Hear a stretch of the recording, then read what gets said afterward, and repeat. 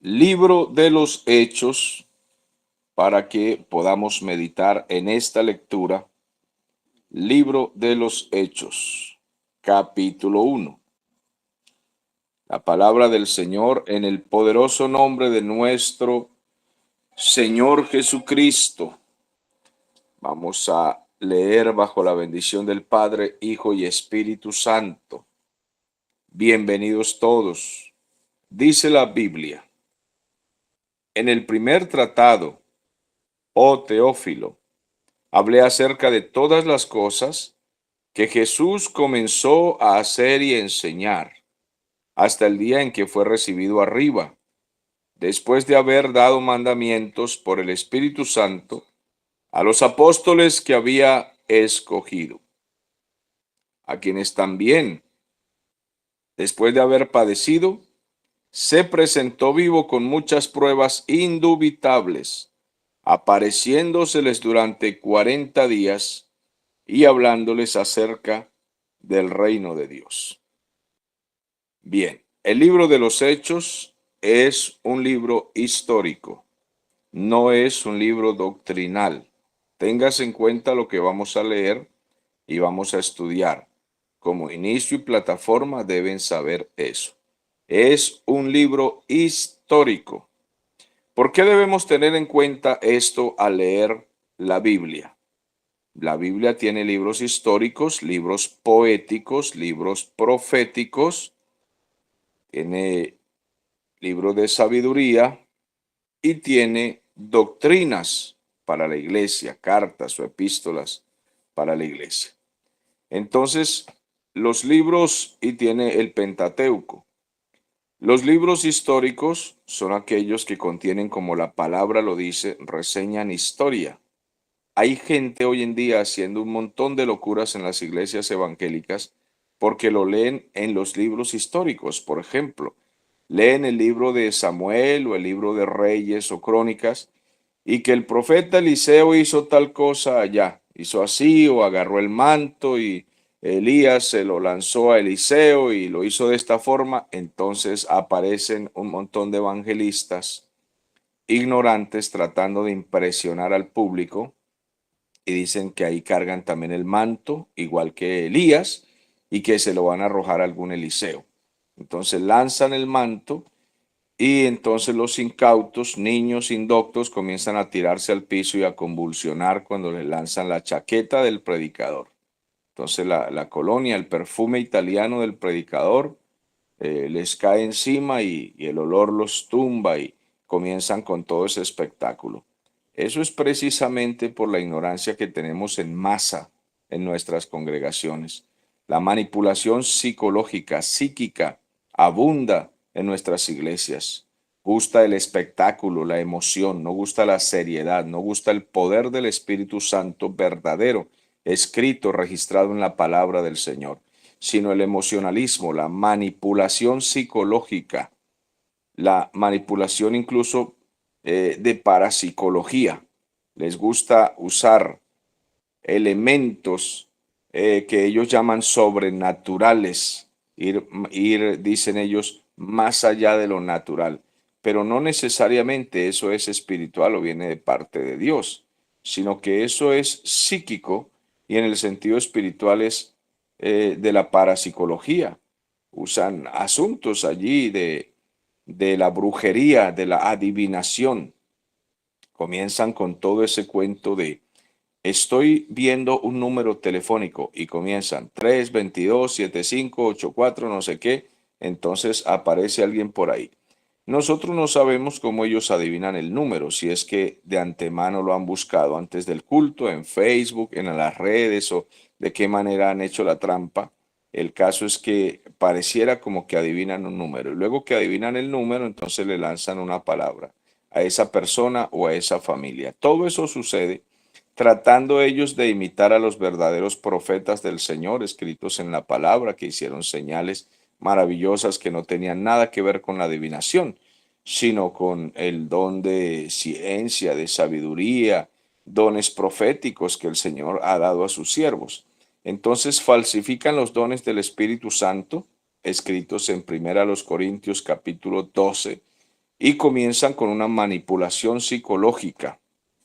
Y allí en todo esto se mueven doctrinas de hombres y doctrinas de demonios. Es necesario discernir, especialmente los pastores son los encargados de no dejarse manipular y llevar al pueblo por el camino de la verdad. Bien, esta introducción para que tengamos en cuenta que vamos a leer un libro histórico. Vamos a leer lo que hicieron los apóstoles, por eso se llama Hechos de los Apóstoles. Realmente debería llamarse Hechos del Espíritu Santo, porque es el Espíritu Santo quien opera en el libro de los Hechos. Podríamos decir que las dispensaciones de la Trinidad estarían de la siguiente manera. Podríamos decir que el Antiguo Testamento es la dispensación del Padre. Esto puede hacerse sin que sea una doctrina fundamental, solamente de manera ilustrativa. El Antiguo Testamento podría ser la dispensación del Padre, aunque en el Antiguo Testamento también operó el Señor Jesús, se aparecía como el ángel de Jehová.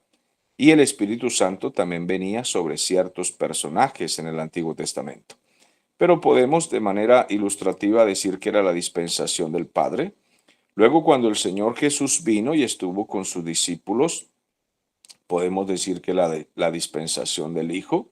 Y luego, a partir del libro de los Hechos hasta nuestros días hoy, es la dispensación del Espíritu Santo, porque Él es quien ha operado desde el libro de los Hechos hasta hoy. Si quiere, tome esa nota, le puede servir a usted. De todas maneras, le repito que no es una doctrina fundamental para que no entre en ninguna contienda muy fuerte con nadie por esto. Si alguien no está de acuerdo, pues no hay problema. Bien, este libro histórico nos registra obras del Espíritu Santo por medio de sus santos apóstoles, los que el Señor escogió y que hicieron señales y prodigios grandiosos, maravillosos, para poner el fundamento de la iglesia del Señor y que de ahí en adelante nosotros no pusiéramos ningún otro fundamento, ninguna otra doctrina aparte de lo que ellos enseñaron. Ahora bien, hay cosas aquí que fueron específicas en el libro de los Hechos y que de ninguna manera quiere decir que nosotros debemos hacerlas. Eso lo veremos a través de la lectura en estos capítulos. Veremos que fueron hechos fundamentales de ellos en el momento. Pero sí muchas de las cosas que ocurrieron en el libro de los Hechos pueden y podrían ocurrir hoy si nos movemos con fe, si trabajamos, si evangelizamos, si salimos a las calles, si visitamos familias enfermos, si anunciamos el Evangelio. El Espíritu Santo puede movernos a un despertar, a un gran avivamiento en nuestras iglesias y en nuestras propias vidas, nuestra vida personal, cuando nos animamos a leer, a estudiar y a repetir ciertos hechos que están escritos en este libro. Fue escrito por Lucas. Lucas es un médico extranjero, es decir, no es judío, es un griego, es el único escritor de la Biblia que no es judío. No encontramos otro escritor que no sea judío. Creo que al estudiar la Biblia nos daremos cuenta de eso. Es el único escritor que no es judío, pero escribe este libro maravilloso porque ya como miembro de la iglesia y acompañante del apóstol Pablo, él era como un médico de cabecera, pues allí era un médico amado, un médico querido allí y experto en historia, un historiador impresionante. Sus registros y sus datos son muy concluyentes, muy efectivos. Entonces, al parecer le escribe a un amigo de él llamado Teófilo, pero la carta quedó inspirada por el Espíritu Santo para nuestra lectura también. Él escribió el Evangelio de Lucas y el libro de los Hechos. Y comienza diciéndole, recordándole a Teófilo que él ya le había escrito el primer tratado, es decir, el Evangelio de Lucas. Y le dijo, yo te hablé acerca de todas las cosas que el Señor Jesús hizo y enseñó. Toda mi investigación, Teófilo, yo la deposité en esa escritura y tú puedes hacer el análisis para que sigas afirmando tu vida en el camino del Señor. Cómo el Señor fue recibido arriba y él dio mandamientos por el Espíritu Santo a sus apóstoles, a los que él había escogido. Eso está muy claro y más claro, no hay para dónde. los apóstoles que él había escogido, esos, los demás yo no sé quién los escogió, no sé de dónde salieron todo este apostolitis que hay hoy en el mundo, no sé de dónde salieron, quién los llamó, quién los escogió, no tienen las características que debe tener un apóstol bíblico, entonces simplemente están enfermos de presunción y orgullo, de una soberbia irracional que les gusta ser llamados apóstoles. Les gusta que les estén echando todas esas flores. Pero estos a quienes el Señor escogió, a estos se les apareció resucitado, y esta es una de las señales fundamentales para ser apóstol, que el Señor Jesús se haya aparecido a ellos resucitado. No me vengan a decir estos nuevos apóstoles que también el Señor Jesús se les apareció resucitado a ellos y que también les habló así como al apóstol Pablo, que se le apareció camino a Damasco y Pablo cayó al suelo y después quedó ciego por unos días porque se les apareció el Señor también. No me van a salir entonces con ese cuentico también. No, mis amados hermanos, eso se los puede creer un neófito. Pero aquellos que humildemente, porque debemos ser sencillos en esto, humildemente leemos y estudiamos las escrituras, sabemos que ellos están mintiendo. No se les ha parecido nada. Se comieron una hamburguesa en la noche, tuvieron una pesadilla y amanecieron apóstoles. Así de sencillo. Apóstoles falsos y fraudulentos, como lo dice Apocalipsis capítulo 2 y versículo 2, a la iglesia de Éfeso. Dice que yo conozco tus obras, tu arduo trabajo y paciencia, y has probado a los que se dicen ser apóstoles y no lo son, sino que los has hallado mentirosos. Bien, el versículo 3 dice, a quienes también después de haber sufrido, padecido, después de haber muerto, y entonces resucitado, se presentó vivo, con muchas pruebas indubitables, apareciéndoseles durante 40 días, y ese registro quedó claro para nosotros de que el Señor resucitó y nosotros creemos en esa versión y en ese hecho histórico, en ese hecho irrefutable de que el Señor resucitó y les habló acerca del reino de Dios.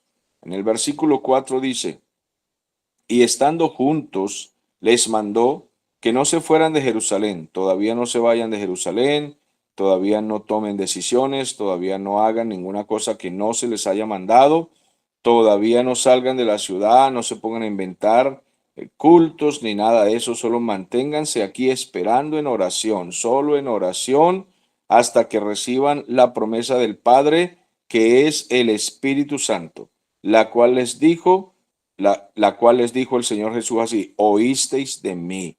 Ustedes oyeron que yo me voy al Padre, de Juan capítulo 14 al 16, el Señor Jesús les habla de esto y le dice, yo me voy al Padre y enviaré otro consolador para que esté con vosotros, otro consolador, o sea, uno igual a mí, el Espíritu Santo, el cual os guiará toda verdad y toda justicia. Versículo 5. Porque Juan ciertamente bautizó con agua, mas vosotros seréis bautizados con el Espíritu Santo dentro de pocos días, dentro de no muchos días. Entonces, los que se habían reunido le preguntaron diciendo, Señor, ¿restaurarás el reino de Israel en este tiempo? Es decir, en estos días que estamos los apóstoles contigo, que tú acabas de resucitar y has resucitado para eso, vas a comenzar el reino milenial ya, nos vas a entregar la tierra prometida para los judíos y todo eso va a ser ya, o qué es lo que harás, Señor. Y el Señor respondió, versículo 7, no os toca a vosotros saber los tiempos o las sazones. Eso no es asunto de ustedes cuando el Señor va a restaurar el reino de Israel y cuando va a comenzar el reino mesiánico de 1000 años. ¿Cuándo va a comenzar esto? No es asunto de ustedes. El Padre puso eso en su sola potestad. Él es quien dice cuándo lo va a hacer. Pero ustedes deben saber algo, el versículo 8. Recibiréis poder cuando haya venido sobre vosotros el Espíritu Santo. Mire bien, recibiréis poder, versículo usado para manipular a la gente en las iglesias que tienen todos esos movimientos que llaman el mover del Espíritu Santo o el poder del Espíritu. Leen esta frase aquí que dice, recibiréis poder, y caen al piso convulsionando, vomitan, tuercen los ojos, les da epilepsia, una epilepsia que ellos llaman epilepsia espiritual o borrachera espiritual, convulsión espiritual. Perdí el dominio. ¿Qué te pasó? Recibí el poder del Espíritu Santo. El predicador me tocó. Entonces me embrutecí y ahora doy votos y botes y me volví tonto, perdí el control, ya no sé nada de mí, puedo cometer cualquier locura, cualquier irracionalidad, cualquier incluso inmoralidad, porque me quedo hasta sin ropa cuando me arrastro por el piso, porque recibí poder del Espíritu Santo, dice Hechos capítulo 1, versículo 8. Amados hermanos, el versículo es muy claro. Aquí dice, recibiréis poder cuando haya venido sobre vosotros el Espíritu Santo para que sean testigos. Es decir, para testificar. El poder no es para convulsionar y vomitar y revolcarse en el piso ni nada de eso. Recibiréis poder, serán revestidos de fuerza, de dinamis, serán revestidos de unción, serán llenos de un poder que les hará hablar sin miedo, hablar con sabiduría, un poder que los guiará a escudriñar la escritura profundamente al punto que navegarán ustedes en un lago hondo, en un mar hondo, se sumergirán ustedes en las profundidades y saldrán entonces a las naciones para testificar, para hablar poderosamente, haciendo señales y prodigios. Eso es lo que el Señor dijo. No que se iban a entontar y que iban a perder el control y a convulsionar. Ustedes recibirán poder para llegar a ser testigos en Jerusalén, en toda Judea, en Samaria, y luego entonces se irán hasta el último rincón de la tierra. Todas las ciudades del mundo predicarán en la radio, en estadios, en televisión, en WhatsApp, en las esquinas, en los montes, en los campos, a los indígenas. Ustedes serán poderosos en testimonio, serán claros, serán sobrios. La gente los escuchará y dirá, ¿de dónde tienen esta sabiduría estos carpinteros, estos mecánicos, estos albañiles? Pero ¿de dónde tienen esa sabiduría estos barrenderos de la calle, estos zapateros? ¿De dónde tienen este poder estos costureros? ¿O por qué no entonces a un profesional, un ingeniero, doctor que estudió medicina y resultó ahora predicando el evangelio con gran conocimiento y sabiduría? Si él estudió fue medicina, ¿de dónde tiene teología? Si él estudió fue derecho para ser abogado o político, ¿de dónde tiene este conocimiento teológico y bíblico? ¿Y de dónde esta unción sanadora? ¿De dónde? Me seréis testigos, testigos en esta ciudad y hasta lo último de la tierra. Ese es el poder del Espíritu Santo. Así es de que no cambiemos la doctrina diciendo el poder del libro de los hechos te va a emborrachar hoy. Cuando yo cuente tres y lance mi manto ungido, entonces hasta los zapatos los han lanzado los predicadores irreverentes, estos sinvergüenzas que no sabemos nosotros de dónde salieron esas enseñanzas tan torpes y tan insensatas de quitarse los zapatos y lanzárselas al público. Y que traigan la manguera, conecte la manguera y agarran a bañar al público con chorros de agua pero un montón de cosas que hemos visto, pero cualquier cantidad de cosas.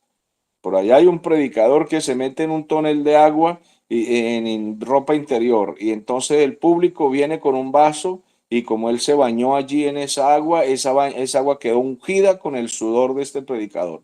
Entonces la gente va y toma el agua para ser sanada porque él es el poderoso.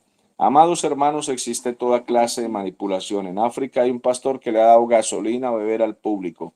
Hay otro que los ha mandado a comer pasto, literalmente. Pasto, les ha dicho, ustedes son ovejas, y les ha hecho un potrero de pasto y los pone a comer pasto y graban y filman todos esos videos. Existe cualquier clase de manipulación, desde las más sencillas y tontas y ridículas hasta unas muy profundas y peligrosas. Toda clase de manipulación viene de parte de hombres impíos y de Satanás, doctrinas de demonios. Eso es lo que sucede. El poder que nos da el Espíritu Santo cuando nos revistió el día que entregamos nuestra vida al Señor, el día que nos rescató, nos salvó, nos convenció, ese poder es para ser sabios, para ser predicadores potentes, para ir a los hospitales y orar por los enfermos con fe y declararles la salvación. No es yo te declaro salvo, no, declararles es predicarles la salvación. No, yo te declaro salvo, te declaro sano porque yo soy quien digo cuando Dios tiene que sanar y yo lo declaro y lo decreto. Eso no es así. Declarar la salvación es predicar la salvación. Declarar la palabra es predicar la palabra del Señor, es recitarle versículos bíblicos al pecador, al oyente, al enfermo, al que está necesitado de que le declaremos la palabra, es decir, de que se la anunciemos, que se la expongamos. Yo hoy estoy aquí declarando la palabra del Señor, es decir, anunciando, predicando la bendita palabra del Señor para que ustedes puedan oír y ser instruidos en el conocimiento. Estamos llenos del Espíritu Santo para testificar con poder, sabiduría y conocimiento, para orar por los enfermos y que sean realmente sanados sin manipularle la mente, sin quitarle, después de que se ha sanado, quitarle su dinero y cobrarle supuestos pactos. Necesitamos nosotros instruirnos en el conocimiento. Para eso es la llenura del Espíritu Santo. Dice el versículo 9, y habiendo dicho estas cosas, viéndolo ellos fueron testigos, él fue alzado del suelo, o sea, ya el poder de la gravedad de la tierra no tuvo ninguna fuerza sobre él. Se levantó del suelo y subió y subió y subió hasta las nubes, y una nube le recibió y le ocultó de sus ojos y no le vieron más. Allí se quedaron mirándolo, esos sorprendidos, impresionados. No había la tecnología de hoy. Total que no pudo ser un dron, no pudo ser ningún platillo de estos inventados y hechos por la tecnología moderna para engañar a las personas. No podía ser ninguna nave moderna. Entonces, ¿cómo subió? Subió por el poder del Espíritu Santo. Fue oculto arriba, entonces en las nubes, y le recibieron los ángeles del Señor, estando ellos con los ojos puestos en el cielo. Entre tanto que él se iba, he aquí, se pusieron junto a ellos dos varones, es decir, dos ángeles con vestiduras blancas, los cuales también le dijeron, varones Galileos, ¿por qué estáis mirando al cielo? ¿Qué miran así hacia arriba? ¿Qué es? Este mismo Jesús que ha sido tomado de vosotros al cielo, así vendrá como le habéis visto ir al cielo. Alaben su nombre, que Él es poderoso, maravilloso. Él volverá, dijo Oscar Medina en su canción. Él volverá allá en las nubes a levantarnos. Él lo prometió, Él volverá pronto, muy pronto, Él volverá. Entonces ellos se fueron a Jerusalén. Ellos volvieron a Jerusalén desde el monte que se llama del Olivar, el cual está cerca de Jerusalén, camino de un día de reposo. Ahí estaban ellos reunidos cuando vieron este espectáculo tan maravilloso. Regresaron entonces a Jerusalén y entraron en la ciudad, versículo 13, y subieron al aposento alto donde estaban Pedro, Jacobo, Juan, Andrés, o donde moraban, perdón, Felipe, Tomás, no donde estaban, sino donde moraban. Pedro, Jacobo, Juan, Andrés, Felipe, Tomás, Bartolomé, Mateo, Jacobo hijo de Alfeo, Simón el celote y Judas hermano de Jacobo. Todos estos perseveraban unánimes en oración y ruego con las mujeres y con María, la madre de Jesús, y con sus hermanos. Versículo muy clave. Todos ellos perseveraban unánimes en oración. Los creyentes deben estar siempre en oración, pero dice la Biblia, y con ruegos. Las oraciones de ellos nunca fueron esas oraciones modernas de que yo declaro, yo decreto, yo conjuro, yo piso, yo establezco, yo soy el que mando aquí. Dios es mi sirviente, yo lo establezco y lo conjuro. No, Señor, no eran esas oraciones, eran oraciones y ruegos al Señor, humillados, súplicas, como tienen que orar los verdaderos cristianos, suplicando, manos levantadas o si no de rodillas en un rincón, humillados ante el Señor, oración y ruegos ante el soberano, el que manda, Él es el Rey, nosotros dependemos de Él. En aquellos días, versículo 15, entonces se levantó Pedro en medio de los hermanos y reunidos eran como 120 en número y dijo, varones hermanos, era necesario que se cumpliese la escritura que el Espíritu Santo habló antes por boca de David acerca de Judas, el que fue guía de los que prendieron a Jesús. Aquí el versículo 15 nos muestra que el apóstol Pedro tomó una decisión. Bueno, aquí hay una disputa entre los teólogos, ya que Pedro tomó una decisión que el Espíritu Santo no le guió, porque el Espíritu Santo no había venido todavía. Parece que es una decisión muy personal de él y la toma luego en compañía de los otros discípulos. ¿Cuál es la decisión? Él dice, bueno, nos quedamos 11 y el número perfecto que el Señor estableció son 12 apóstoles. Así de que yo les propongo a ustedes que como Judas se ahorcó, vendió al Señor y nos traicionó, entonces es necesario que nosotros levantemos a un nuevo apóstol, dice Pedro. Bueno, ahí está la disputa de los teólogos. Algunos pues dicen que Pedro eligió a ese apóstol por su cuenta y otros dicen que no, que sí fue elegido verdaderamente. Bueno, no vamos a entrar en esa contienda porque no es fundamental. Hay algunos que opinamos que Matías no fue el apóstol 12 en sí, porque simplemente fue escogido por ellos.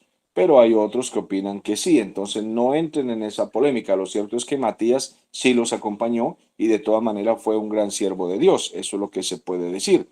El versículo 17 dice que Judas era contado con nosotros los 12 y tenía parte en este ministerio de los apóstoles. Versículo 18 dice, este Judas, pues, con el salario de su iniquidad, adquirió un campo y cayendo de cabeza se reventó por la mitad y todas sus entrañas se derramaron. Este es otro versículo que encuentro a los hermanos peleando, que cómo fue, que si se partió por la mitad, pero que si él se ahorcó, entonces cómo fue eso. Hermano, hay versículos que si no están totalmente claros, si no se entienden totalmente, no tienen una doctrina fundamental para estar peleando. Entonces hay hermanos que discuten que no se ahorcó, que se cayó, que se reventó, que se partió por la mitad. La doctrina fundamental aquí no es esa. La doctrina fundamental es que Judas se suicidó.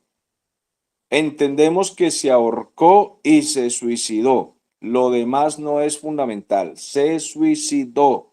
Él se perdió. Esa es la doctrina fundamental. El versículo 19 dice, y fue notorio a todos los habitantes de Jerusalén. O sea, eso fue una noticia que corrió, de tal manera que aquel campo se llama en su propia lengua Acéldama, que quiere decir campo de sangre. Porque está escrito en el libro de los Salmos, sea hecha desierta su habitación y no haya quien more en ella, y tome otro, no otros, como hoy en día, que hay muchos, no señor, tome otro, uno solo, tome su oficio. No anden nombrando por ahí apóstoles, uno aquí, uno allá, uno aquí. No, faltaba era uno. ¿De dónde salieron todos estos cientos de apóstoles y profetas que hay ahora? Pero ¿de dónde salieron estos señores? Alumbrados perfumados que les gusta el dinerito más que la comida. No, señor, tome otro. Faltaba uno solo, uno, y debía ser elegido por el Espíritu Santo. Pero bueno, aquí se le ocurrió pues a Pedro según la versión que tenemos. Sí, tome otro su oficio. Versículo 21. Es necesario pues que de estos hombres que han estado junto con nosotros y que también vieron pues al Señor resucitado y todo lo demás, todo este tiempo que el Señor Jesús entraba y salía entre nosotros, comenzando desde el bautismo de Juan hasta el día en que entre nosotros fue recibido arriba, uno solo se ha hecho testigo con nosotros de su resurrección, porque era una doctrina fundamental. Ser escogido por Cristo, haber estado con Él, haber compartido con Él, haber estado cerca de Él, ver sus maravillas, ver sus milagros, ser formado por Él, llamado por Él, todo eso y hasta verlo resucitado y subir arriba. Esos eran doctrinas fundamentales de un apóstol. Bien, versículo 23. Entonces señalaron a dos para ver cuál de los dos era. A un José llamado Barsabás, que tenía por sobrenombre Justo, y a otro llamado Matías. Bueno, ahora vamos a ver de estos dos a quién elige Pedro.